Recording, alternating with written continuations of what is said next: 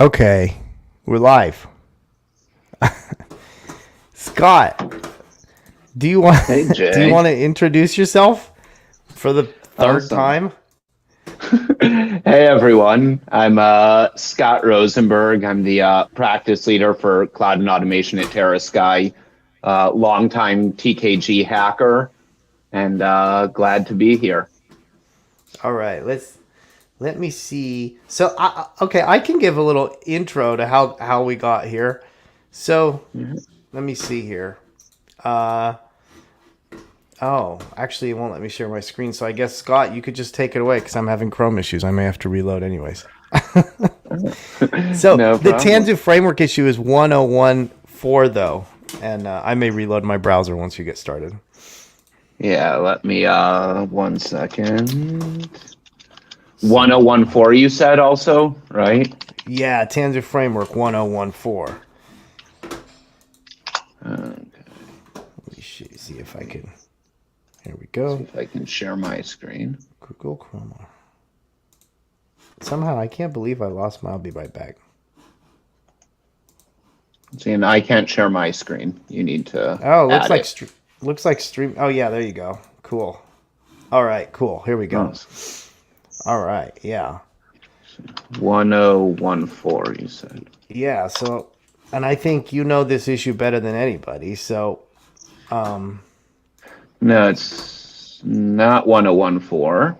oh wait, no, that's not it. It's whereas it's the multi Let's OS see issue here. that you filed, but it's not open Well, it was anymore. on the Did they PR. close it? It's yeah, just do is PR and mixed Windows. Yeah, this one. So yeah, There we go. this started initially where I was working with Jay and Amim to try and figure out how we could add mixed cluster support for mixed OSs for Windows and Linux in a single Tanzu cluster. After I saw that Windows was being added and wanted to get mixed cluster support, and put together a PR, which basically added in this support. And in the end, there was a conversation that was being had where a lot of the core maintainers were saying that there's a belief that mixed clusters are an anti-pattern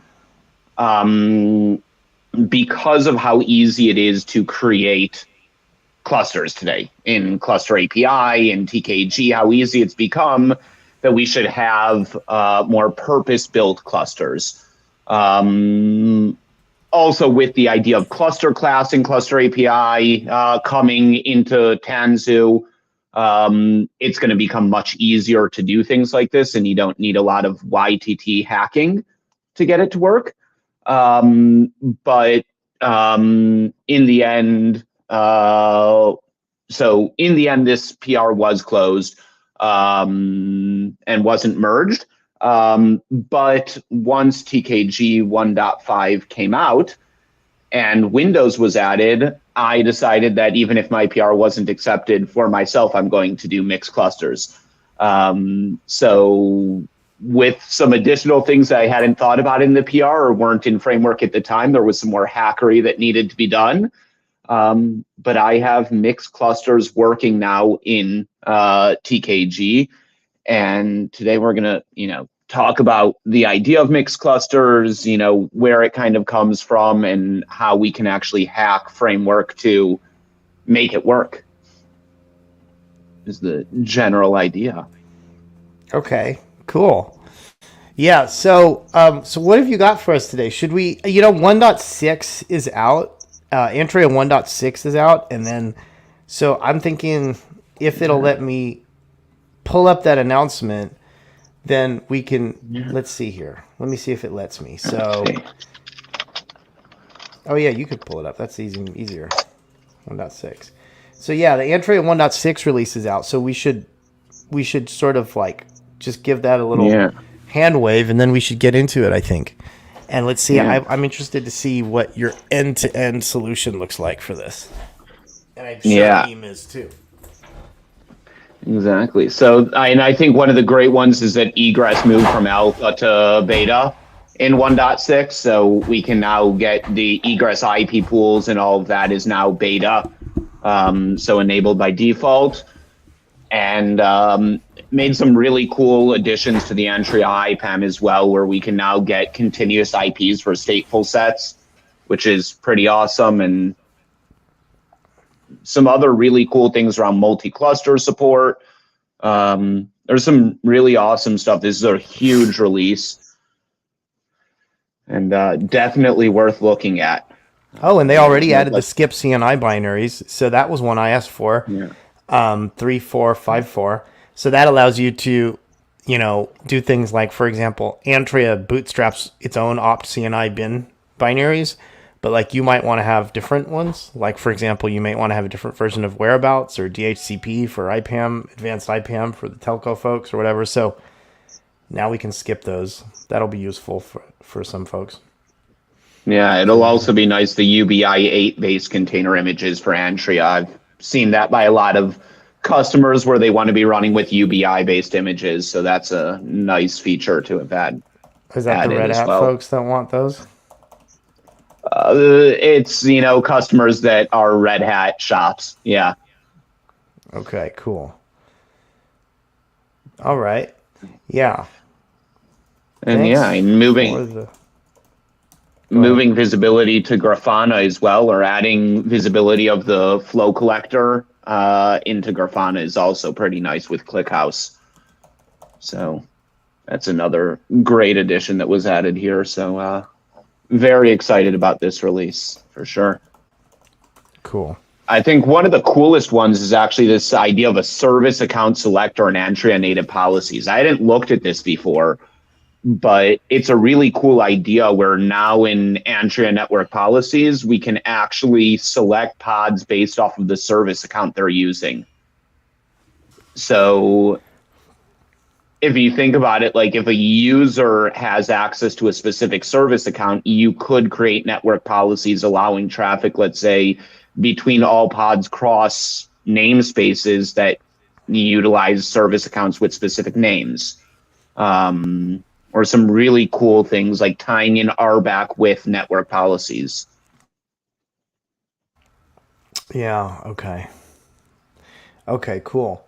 So yeah, this is a big release then. So now we've got, and they've got more stuff. And yesterday in the community meeting, they did a thing about adding ICMP policies to Antria, which was kind of interesting, how they're going to change the data structures around for how they do.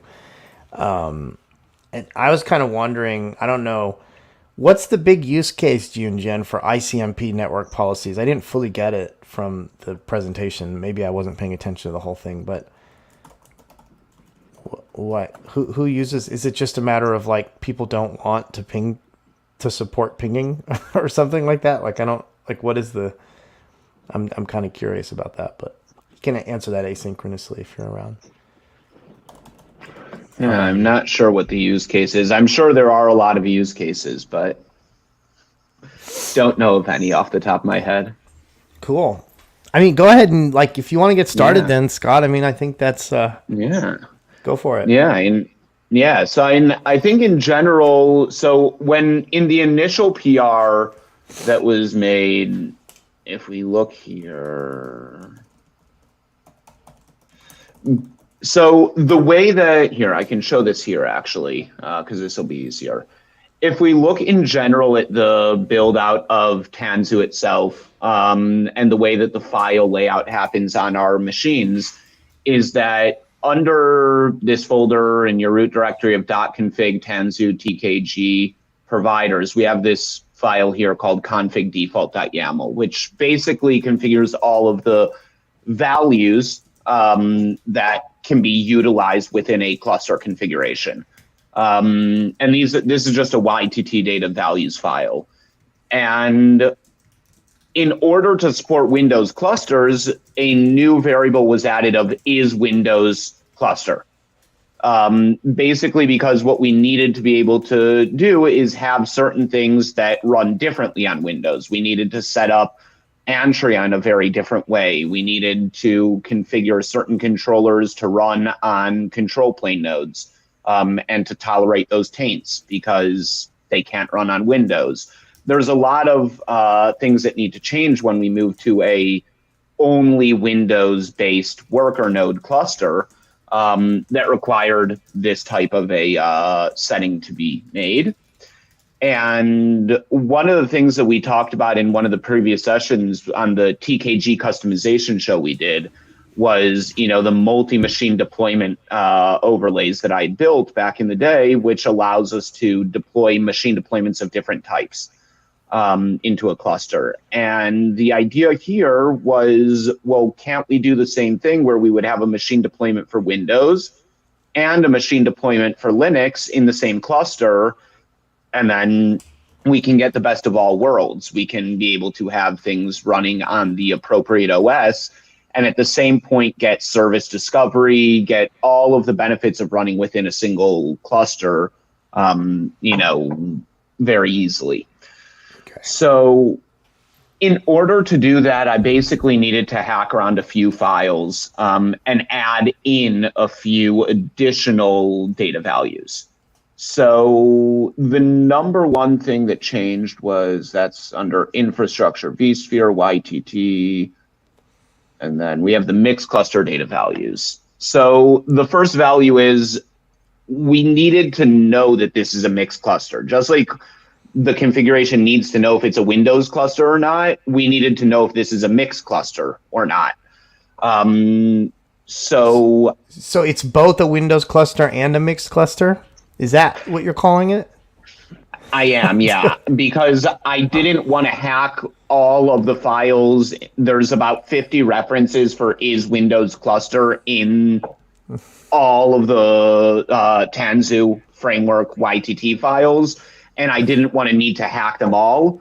So I just added is Windows cluster true, and then is mixed cluster true as well. We'll add a Linux machine deployment. I think you can blame me for that stupid variable.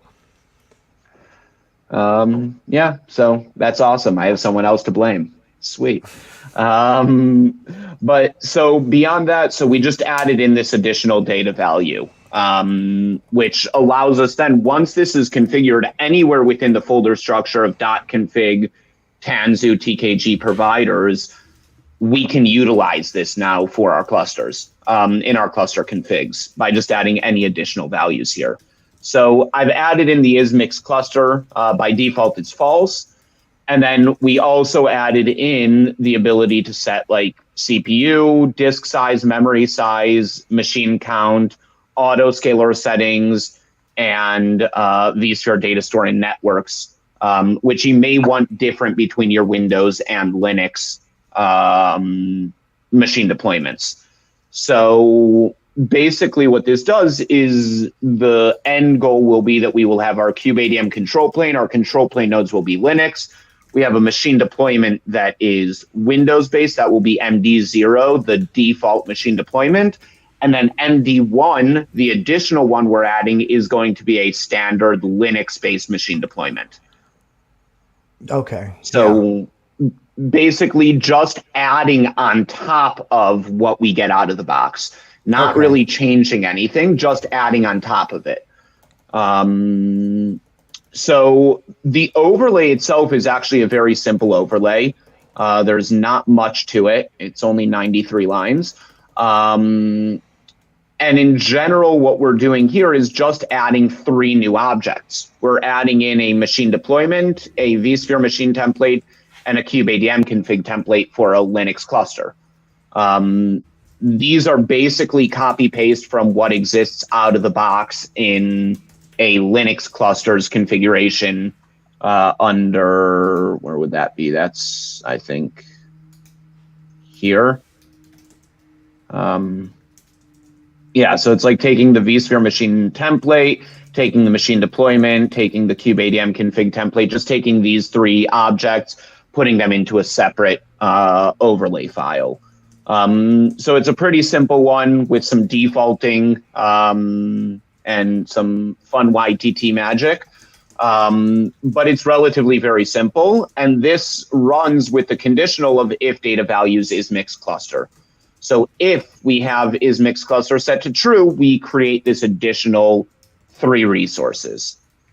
And this works. So just by doing this without really hacking anything else, things almost work. Oh, cool. Except they don't. Except they don't. And there are 4 places that the conditionals that were set in framework were too limiting for us in order to add this capability. And so we had to change some if conditionals within the files to make this actually work. So basically where things needed to be changed, where number 1 was actually Antria itself related, is under the YTT03 customization 03 Windows, we register the Antria cleanup script and we prevent Windows updates. Are 2 things that are being done automatically for us in Windows clusters, because you don't really want Windows updates running on a worker node in Kubernetes. And so originally what we can see here is that the original line was, is this big enough, by the way, the screen, or should I zoom in? I can see it. Okay, awesome. So what we can see is that the original line was basically overlay matching on kubeadm config templates. Just take the kubeadm config template and overlay on it to add this PowerShell commands and to add this post kubeadm command. The issue is that we don't want this running on a Linux VM. Yeah. This is supposed to only run on Windows. So I've scoped it down even further and said only if this is a kubeadm config template with the name of data values cluster name MD0 Windows container D. So only in that case will this apply, and then that allows me to have Linux kubeadm config templates that won't be manipulated by this file. Okay, cool. So that was change number 1, and a similar change needed to happen with the register Antria cleanup, which was, again, just that kubeadm config template, and here we're registering this script. Doesn't work on Linux, so we just scope down the overlay matching so that this actually can work on just our Windows machine deployment. Right, okay. So those are the 2 changes that are really critical, right? Because otherwise our cluster won't work. But there are an additional few changes that I made because certain things are disabled when I run a Windows cluster in TKG, and the number 1 of that is the SecretGen controller. SecretGen is not installed on Windows clusters. So instead of disabling it, now I can actually enable that. But where do we use SecretGen controller? It's like pulled up as like a sidecar for a few other essential pods, right? So no, SecretGen is not actually used by anything in TKG itself. It's all external packages that use it? Yeah, so SecretGen is used heavily in Tanzu application platform. Tanzu Mission Control integrates with SecretGen now to allow you to create secrets from Tanzu Mission Control and push them to your clusters and manage them centrally. The Tanzu Rabbit MQ utilizes SecretGen controller. Okay. I was just wondering because we're actually bumping it. I'm bumping it with David, and I'm like, I keep forgetting where. I'm like, why can't I never see this thing? And that's because it's like the people who actually use TKG know where SecretGen is used. I got it. Okay. Exactly. Yeah. It's more in the wider Tanzu ecosystem that this is being utilized. Okay. And so the initial value that we had was if data values is provider type is not TKG service for vSphere, so not running on vSphere with Tanzu, and the SecretGen controller is enabled, and not data values is Windows workload cluster. So if it's not vSphere with Tanzu, we have SecretGen controller enable, which is the default value, and it's not Windows, then add SecretGen. But we needed to make this a bit more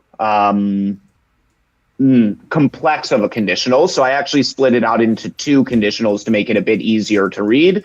And the first one is just if this isn't TKG service for vSphere and SecretGen is enabled. Nothing to do with Windows.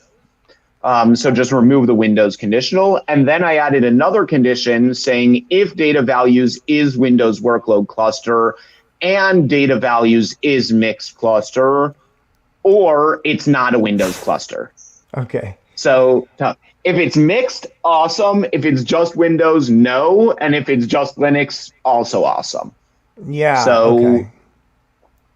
Right, just, added an if and or conditional here. And that's basically the change we needed to make around SecretGen in order to make it actually work. Okay, so if it's just a Windows cluster, I don't install SecretGen. Okay, you don't need it because everything that would ever use it is a Linux app anyways. Rabbit is a Linux Exactly. app. You're not running Rabbit on Windows. Yeah, I got you. Okay. Right. So I also didn't want to change default behaviors. I didn't want to change the behavior of how TKG works. All I wanted to do was add in a capability, not remove a capability or change the functionality, because that would then make it unpredictable and make it very difficult for upgrades and things like that down the road. Okay. So real quick, I want to look at Junjin's answer, and then Junjin said our earlier thing about what's this ICMP. He said people from upstream and evidently customers have asked for ICMP network policies. And I guess people use ICMP for things other than ping. I just don't know what that is. I don't know what people use ICMP for. I don't even know what ICMP stands for. Okay. And then Amim, I asked you a question if you're around, which is what that Antray cleanup does. I think what it does is it makes sure you clean up OVS on reboots. If you're around, you can let us know. Anyways, go ahead. Keep going, Zach. Keep going. Yeah. So basically the other change that we wanted to make was that currently CSI is not supported. vSphere CSI is not supported on Windows, at least in the versions that are supplied in TKG. It can work with CSI proxy. There are all these, kind of hackery things that were added in. I think there's alpha support now in the latest version of the vSphere CSI, but TKG does not support at this point CSI on Windows. So CSI is disabled. We don't actually install a CSI provider on Windows clusters in TKG. But the second I have a mixed cluster, there is no reason I shouldn't have CSI capabilities for my Linux VMs. So this is not a blocking issue, right? This, just like SecretGen, I could have not made these changes and just gotten a limited Tanzu cluster, limited capabilities out of the box. Instead, I decided to add in the CSI by, again, just changing the conditional from if it's vSphere and not Windows cluster to if it's vSphere and if data values is Windows workload cluster and mixed cluster, or it's not a Windows cluster. So basically that's just adding in additional fields here that allow us to say that in a mixed cluster, I want the CSI to work. And those are all the changes that actually needed to be made. And all of this is up here on my GitHub repo on the TKGM customizations. Exactly what changes need to be made. And then this basically with just some, examples, and to show this here, what I actually have, let's see here and it'll be easier to show here. Tanzu cluster list. And we can see I have a cluster here called mix CLS01 with 5 worker nodes. And what I can actually do is, let's see, kubectl.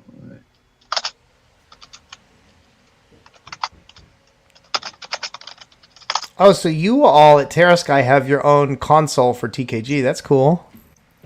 Yeah, we built this all out, which is a admin VM that allows you. We built one for TCE, for TKG, and EKS Anywhere. Let me just log in here. OIDC stuff. That's cool. Awesome. And then, yeah, so it's an OVA basically that you can deploy to vSphere that then has within it all of the CLIs that should exist on a machine that you work with Kubernetes. Things like Helm, things like Customize, things like all the Carvel tool set, Tanzu What about CLI. Antcuddle is here as well. Pinniped CLI is here. All of these CLIs, as well as a lot of kubectl plugins So it's like that are very beneficial. It's like Ubuntu for TKG. Okay. Exactly. I mean, it has Terraform, it has Ansible, it has Python, it has basically anything that you may want or need when you're dealing with Kubernetes or anything in the ecosystem around it. We have here, and like we have a TCE one that installs the TCE version of Tanzu CLI. We have a TKG one as well, an EKS Anywhere one, and we're actually just in the final steps of running some scans on it and making sure that there's nothing, problematic, and then we're going to release this open source Cool. as well. So that should hopefully be very soon. But it's a really easy thing, and it's completely automated with Ansible and Packer. So TCE 011 was released yesterday, I believe, or 2 days ago. And today we built the OVA for it with about 1 minute of just running the Ansible playbook. Took, an hour to build with Packer and Ansible and everything, but gets pushed up to a content library in an S3 bucket. Okay, cool. So TCE it's a really 011's easy too, way okay. to manage it. Yeah. Well, which okay. is basically TKG 1.5.2 Yeah. Okay. in terms of the framework, capabilities and all of that. So, yeah. And so as we can see here in this cluster, we actually have our control plane nodes. We have our Windows worker node, and we also have our Linux worker nodes, all configured for us in a single cluster. And if I actually looked here at my examples, we can see here it's not there. Actually, this will be easier to show in VS Code. That's the other thing. This is we run Open VS Code on the admin VM. So you have Octant and Open VS Code that you can just access from the browser on that admin VM automatically. Oh, that's nice. So this is just VS Code in the browser that's just running on that SSH host. So you can access from anywhere. You don't need to SSH into the node or anything like that. And yeah, this is that same VM just from a VS Code perspective, which is really fun to play with. But so cool. If I looked here at cluster configs, this is the cluster configuration basically that we built out. So regular, cluster settings, control plane settings, and then these are the two values that we add for mixed clusters. So we have one additional machine deployment, which is our Linux machine deployment, and is mixed cluster true. From that point on, we have our Windows node settings. I've added the capability to add worker labels so that we can also target things with specific labels if we wanted for our Windows nodes and our Linux nodes. So added that here, and added one for Linux as well. And this is the settings for our Linux nodes. And the reason we added in the additional values is because we wanted to make sure that you don't want the same resources for a Linux VM as you do for a Windows VM. You definitely need a bit more for Windows VMs in Kubernetes. So we allow you to set separate resources for each of them. This works perfectly with the Avi control plane HA provider, unlike Windows workload clusters. And And one of the nice things with this is because I have the Linux worker nodes, for those that have dealt with Windows clusters in TKG 1.5, there are some workarounds you need to do after deploying the cluster, because AKO, the Avi Kubernetes operator, as well as Pinniped, I believe it is, both of them have an issue where they don't tolerate the taint of the control plane nodes, and they have to run on Linux. So instead, because we have Linux worker nodes, they just run there. And the interesting thing is that actually the first distribution from VMware that supported Windows was TKGI, or what was previously called PKS. And in PKS, there is actually no way to create an all Windows cluster. You have to have one Linux node. Yeah. You can't scale that. You can't change how many Linux nodes you have. You have one Linux node and the rest is Windows, but it's a mixed cluster no matter what. When it comes to TKGM, on the other case, it's only Windows clusters by default or only Linux clusters. And that can create a lot of challenges, because what if I wanted to run Prometheus? Or if I wanted to run anything of that sort, external DNS or any of the Tanzu packages, I can't do that on a Windows cluster by default. Can't you just untaint the control plane? You can. You could untaint the control plane, but you don't necessarily want to do that, especially if it's going to be a large cluster, in which case you're just going to be putting a lot of burden on the control plane nodes, and someone who has kubectl access and is going to run a Nginx pod by mistake instead of a IIS pod is going to start taking resources from etcd, API server, kube scheduler, and different components that you want to have their dedicated resources. Saying etcd, it's like saying the children. You automatically win any argument. Exactly. etcd should be on its own nodes. That's not supported right now in Cluster API, but we should have the ability to have separate etcd nodes just due to its load. We're going to make a rule on the show that you can only use etcd as the excuse for one question. That's going to be a new rule. It's the excuse for everything. It's the excuse for everything. I hope you're watching, June Jen. If you ever come on the show, you can only talk about etcd one time. It's like, why do we need a new kube proxy? Because of etcd. Yeah, okay. Right? That'll be my excuse. Exactly. So as we can see, everything here is the exact same configuration. We can justify working on KPNG to management. We just say etcd. Stewie's here, and he's gonna use it for everything. Awesome. It's a great excuse. But yeah, so basically that was the only change we needed to make, which is really awesome to think that, again, because TKGM is so customizable using YTT, down the road cluster class, but having all these customization capabilities really allows, even if the product itself doesn't support the mixed clusters, with about 8 lines of changes in if conditionals, which is pretty simple to do, and adding in 3 resources, we can have mixed clusters with auto scaling and anything that we need. We can really make happen out of the box. And that's what's so amazing here. And what makes TKGM, I think, such a interesting distribution and such an awesome tool. And I even took it further in my other environment. And if I went here and ran a kubectl Tanzu package installed list -a and look at the packages I've installed on this mixed cluster.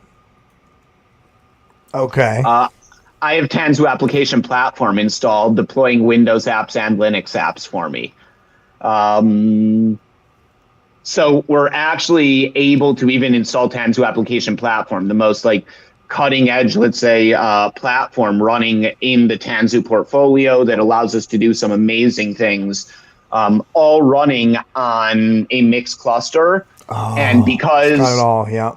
Okay. because this has things like Backstage for its UI, it's running with Tecton, all of this. We couldn't run this on Windows, but we get all the capabilities running on Linux, and the applications we build, because Tanzu Build Service and really the back-end technologies of Kpack and Cloud Native Build Packs support, which build our images, support building Windows images.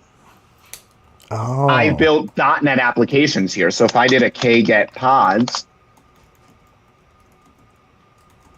here you can see that I have this demo Windows application that's been going through a few builds here. I've got my demo app that's up and running with .NET. And I've also got my Linux containers running here, and everything working of Tanzu application platform. And with just a custom supply chain, basically a custom pipeline, we're able to deploy Windows. Oh, this is the whole thing. This is the end-to-end Windows demo that we've been looking for.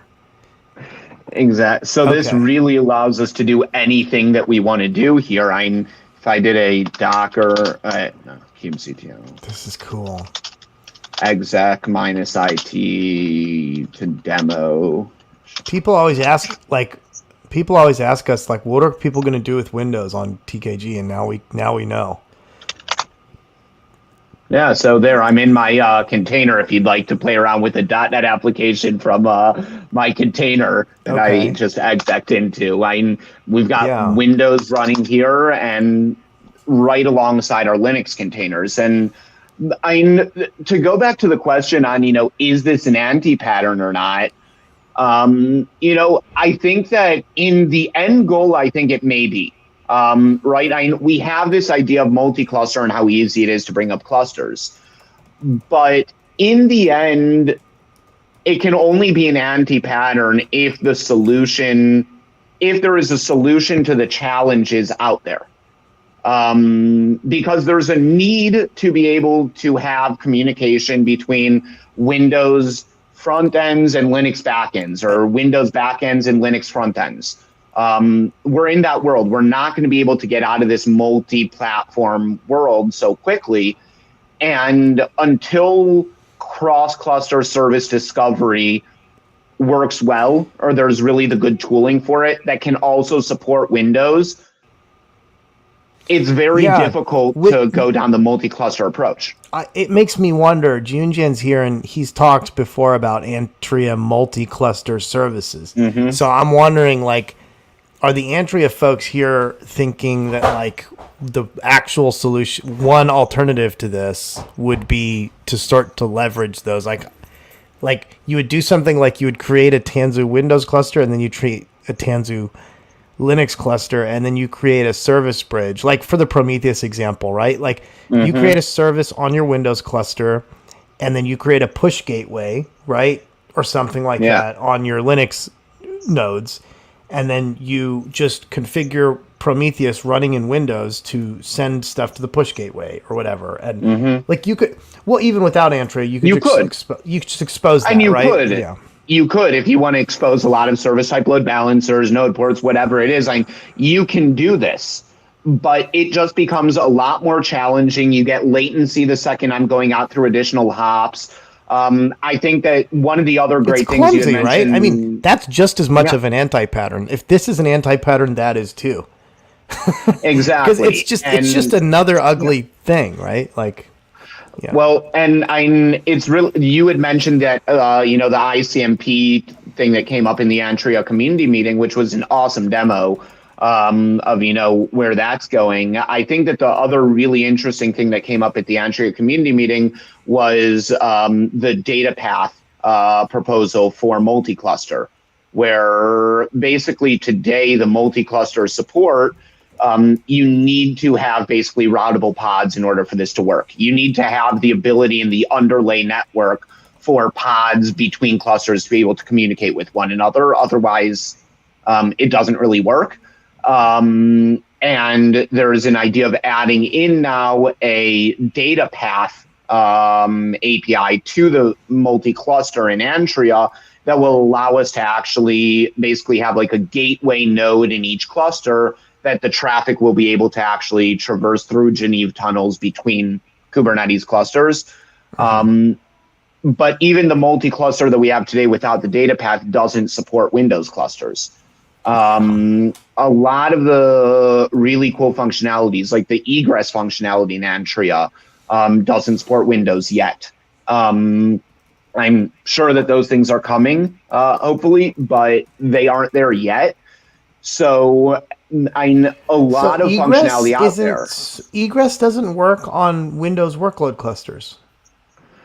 And that is my understanding from so if I have reading an the docs. Antria, if I'm running an Antria, interesting. So if I'm running an Antria pod on a Windows cluster, and I have an Antria egress policy, that pod is not going to go through the IP address that I define in the egress. That's interesting. I didn't know that. Well, no. Egress in Antria network policies works. It's the egress for like setting the custom IP that it's going to go SNAT That's what I'm talking instead about. of the node It doesn't IP. work. Yeah. No. Yeah. Like it will go through the node port. Exactly. It will just go through the node port. That I didn't know that. Yeah. So that's like one of the challenges, right, that we need to deal with, right? I think, talking about egress, that's another thing that, currently today, we have a version of Antria and TKG that can support egress, but it's not actually set as a configuration value in the Antria package. So you can't configure egress by default in TKG today. I actually have an overlay that I built for that as well. And it works perfect. And it works on the mixed clusters as well. And egress is now GA, right? It's fully supported now in 1.6, right? Which means it's beta in 1.6, so it's beta in 1.6. Enabled by default. Okay. It's enabled by default in 1.6. So once 1.6 gets bumped in, unless TKG changes the defaults, it will be enabled by default. But there are things that are enabled now, you can set feature flags. This is like a really awkward conversation because the next version of TKG is also 1.6, but you and me are talking about Antria 1.6. Antria 1.6. It just happens to be the time of the year that the TKG and Antria stars align together, and they release the exact same version together. Exactly. We've got a lot to celebrate. It's we have Easter. A lot to celebrate. Okay. We have a lot to celebrate. Exactly. Right. And so it's a really cool, if I do kget pods, I think I have here even, the really nice thing here is that I can have IAS and Apache running on the same thing. And just the idea of a mixed cluster, I think, until the tooling is there, right, there's great tooling out there. Tanzu Service Mesh is an example. Console from HashiCorp are great multi-cluster service meshes. That's another way of dealing with the multi-cluster situation, is using a multi-cluster service mesh. You can use commercial offerings. You can use open source offerings. Personally, I've had the best experience using tools like either Tanzu Service Mesh or Console, which is great. And Console supports Windows. What if you just what if you just had a TerraSky console that made your customers 6 Windows VMs and you just used Nomad to schedule their workloads on it? And you'd never have to touch a line of YTT again. Nomad still exists? I guess it does. I don't know. I haven't dealt with Nomad in a while. I used to deal with Nomad a lot. It's actually a very cool technology, and I think it just never caught on. But it's really cool because it's not just containers, right? It's a full-time orchestrator for whatever you want it to orchestrate. I think Roblox does that. I think Roblox uses Windows and Nomad together. Yeah. Okay. Yeah, Nomad is great. It's really easy to bring up also. It's a single binary. It's so scalable. It's a really cool tool. It just never caught on like Kubernetes did. And, we see de facto that, Kubernetes has become the standard in this world. And I think the real reason that I got into this idea of a mixed cluster was really actually around, I think, I always like to look at things from, taking things from different disciplines in my life and bringing them together. And when I read religious writings, how Jewish law was actually created, there's a famous rule that's brought down a lot of times that says, when they're trying to figure out what the law is, the rabbis back 2,000 years ago, it says, go out and see what the people are actually doing. Oh, yeah. Go see what your people are actually doing. Like, can we sit here? We can talk about what the ideal, correct situation is. Go see what's actually happening. Oh, and I like that. Right? I like that rule, Scott. It's a great rule, right? And there's a lot of truth to that. And I think that one of the things that we realize that when I'm out in like the consultancy world, so I'm going and talking with customers every day and seeing different environments and seeing different needs. And we see two things happening at once, right? On one hand, everyone wants to move to cloud native, move to microservices, move to Kubernetes. That's all great. On the other hand, there are .NET houses running on Windows using framework, and they're slowly moving over to .NET Core. And I do not think personally, right? And there are people both watching this and that are on here with me right now that may agree with me or not. I don't think that Windows and Kubernetes is the end goal. I think the end goal is Linux and Kubernetes. But Windows and Kubernetes is a necessity that we need to make sure works very well, because there are things that are going to continue running on Windows. I still think Linux is more, let's say, native to the Kubernetes world, but Windows is a necessity. And we need to make that work well. And luckily we have people like Jay, Stuart, Amim that are helping that happen. So, yeah, that's true. I mean, yeah, like all things equal, people aren't going to go and try to run things on Windows just for fun. Exactly. There are the needs to do it, right? There are the use cases. And the biggest use case that we've seen is that people want to move to Kubernetes and gain the benefits. And even with the 1.25 gigabyte tiny hello world application, basically the smallest you can build with a Windows container, running on Windows, right? The general idea is that you still gain so many additional benefits when I'm running on Kubernetes and Windows. So what we wanted to offer our customers and what they're asking for is to be able to have a cluster where I can migrate everything to microservices, keep it in .NET framework. Because breaking up into microservices is an easier task. Breaking up my application can be easier than rewriting my whole application. Get that into Kubernetes, gain those benefits from day one, and slowly microservice by microservice then convert it into .NET Core and just redeploy it to the same cluster. I have the same service sitting above those pods.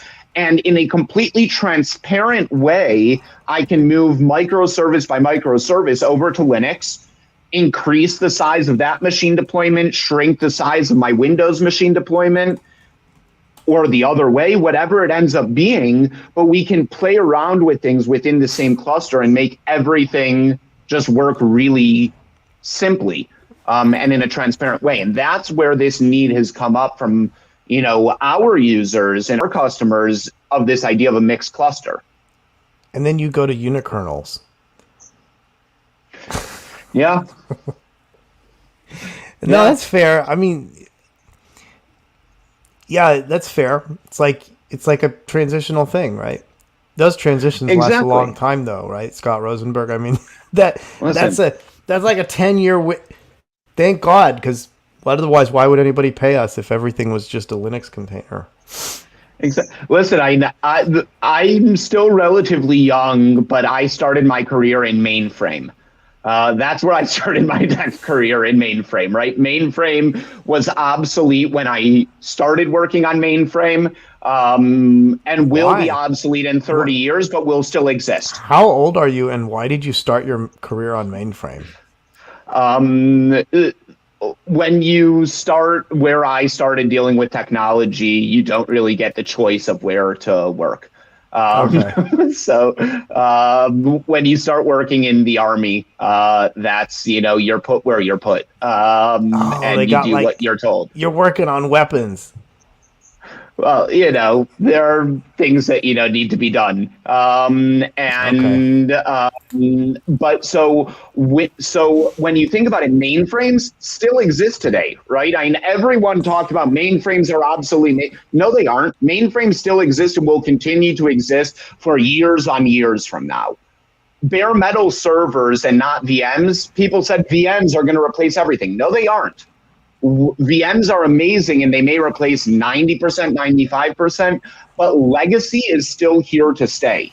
There are use cases that the new technologies don't solve. Not everything is meant to run in Kubernetes. There are things that should still run in virtual machines. Right? Everything has its place, and it's the same thing Windows and Linux, right? All of this.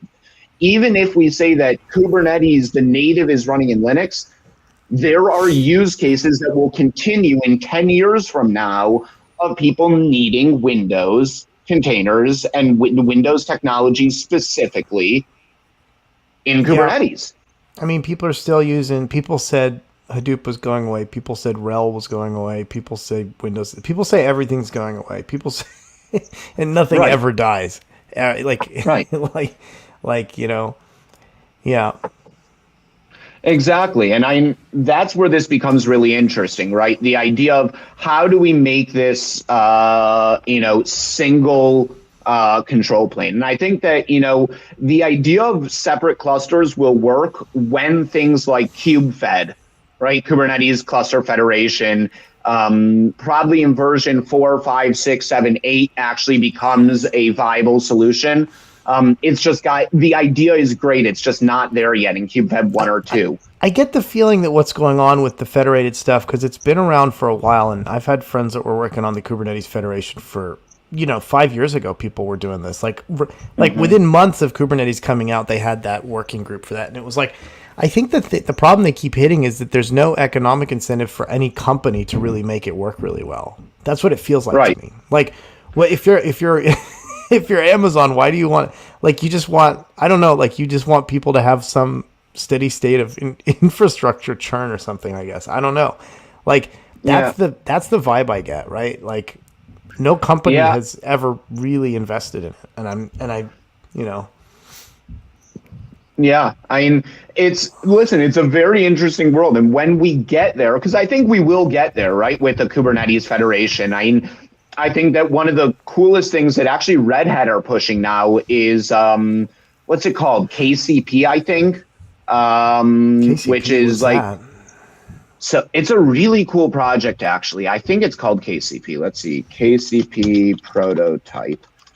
I always like looking at the Red Hat stuff. Oh, KCP, that thing that replaces the control plane. So you just have and Andy Goldstein's working on it. Yeah, exactly. It's just a control plane. It's basically a control plane of Kubernetes without Kubernetes. Yeah. Right. But there's this idea of we can basically attach into KCP additional clusters, and then from a single API, basically federate out to these additional clusters, or the other way. Right. It's actually like two-way syncing. There's some really cool things here.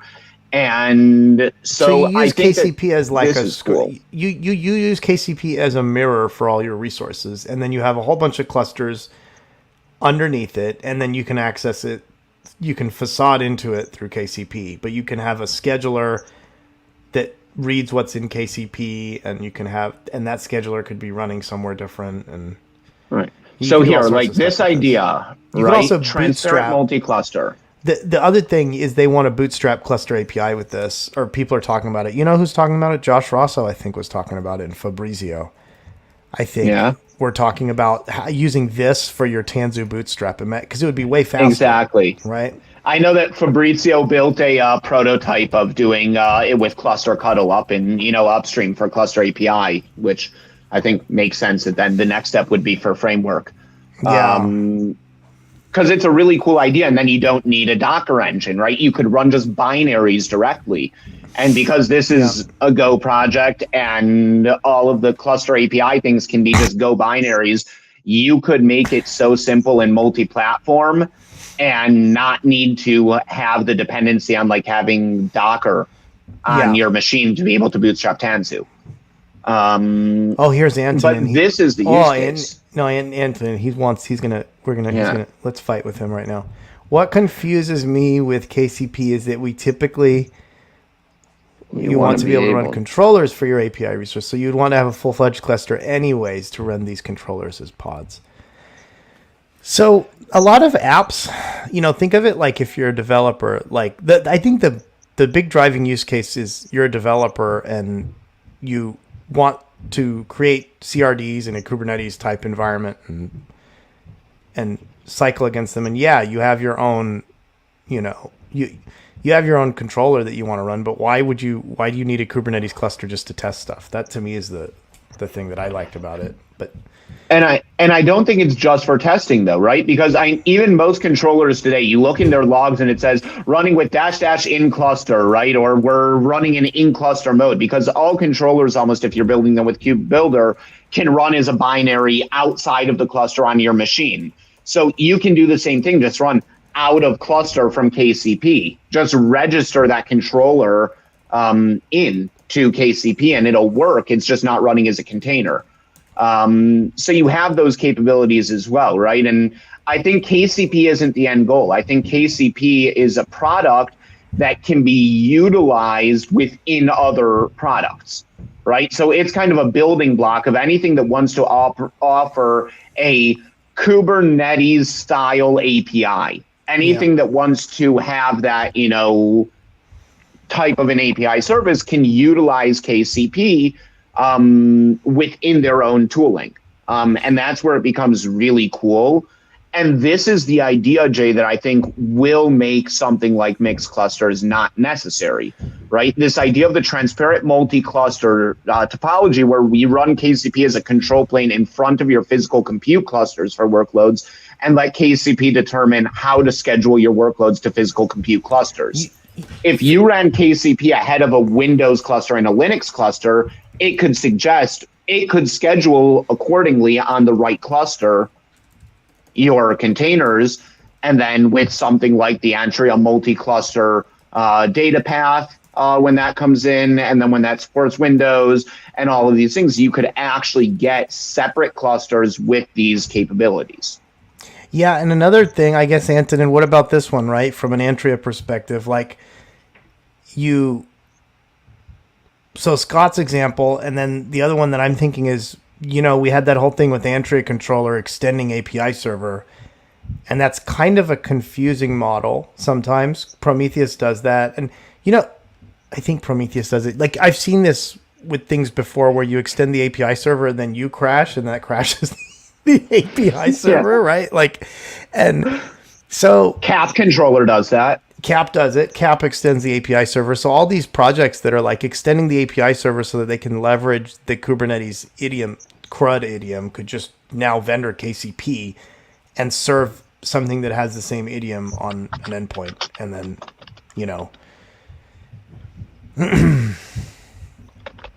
Yeah, I think, what is it? kubectx to mix cluster. Do you put kubectx on your little appliance? I did, yes.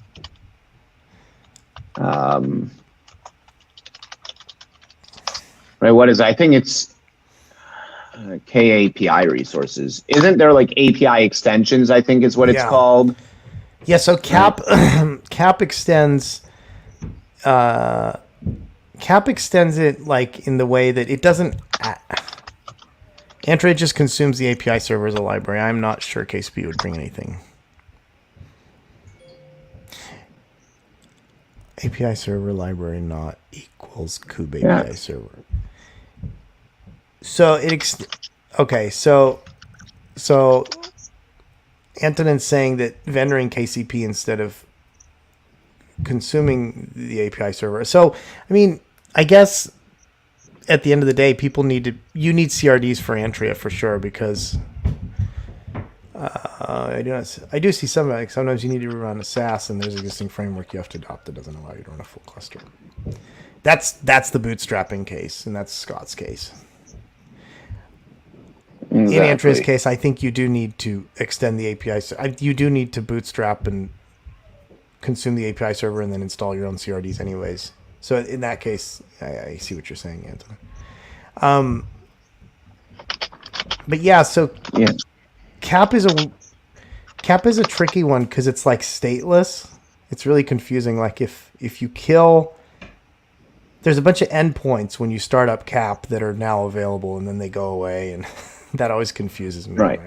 Yeah. Yeah. So these are like in a TKG 1.5, these are the API extensions that aren't served by the API server itself.